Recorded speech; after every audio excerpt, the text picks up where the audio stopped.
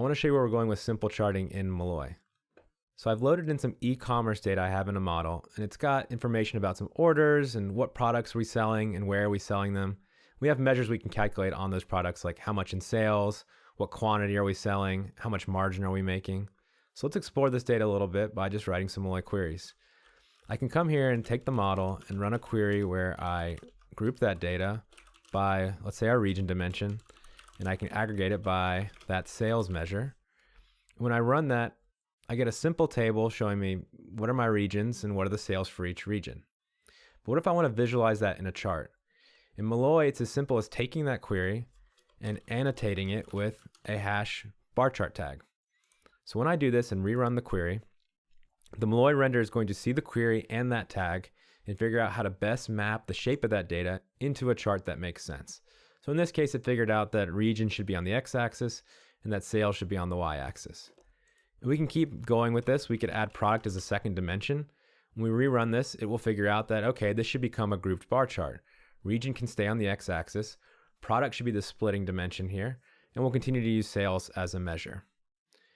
Now I can give more information to the render to customize my visualization. Let's say I don't want a group chart, but I want a stack instead. All I have to do is come in here and add a tag for .stack. And I run this, and now my visualization is rendered in stack form instead of grouped form.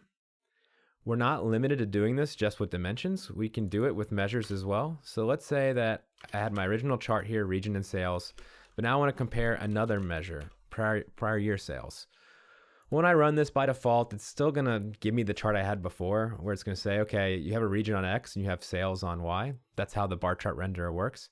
But we can once again give the Malloy renderer more context on how we want the visualization to appear. And to do that here, all I have to do is say hash Y. Hey, I want both sales and prior year sales to be tagged as the Y attribute. And in doing so, the chart will go ahead and do that and create that axis, and therefore create multiple bars for those measures. So now I have a grouped bar chart where the X is still region, but inside that group, the split is actually one bar per measure that I tagged as Y, sales and prior year sales.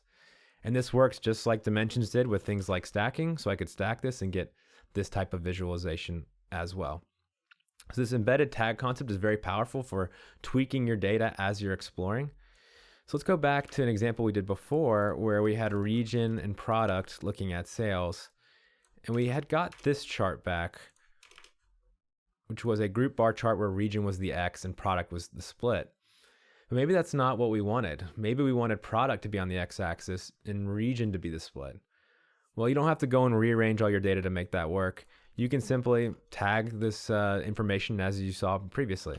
I could say, actually region is supposed to be the split, and I want product to be the x-axis. And I rerun this, and now I get this visualization out with everything in its right place. I've got product on the x-axis, and I've got region as the splitting dimension here.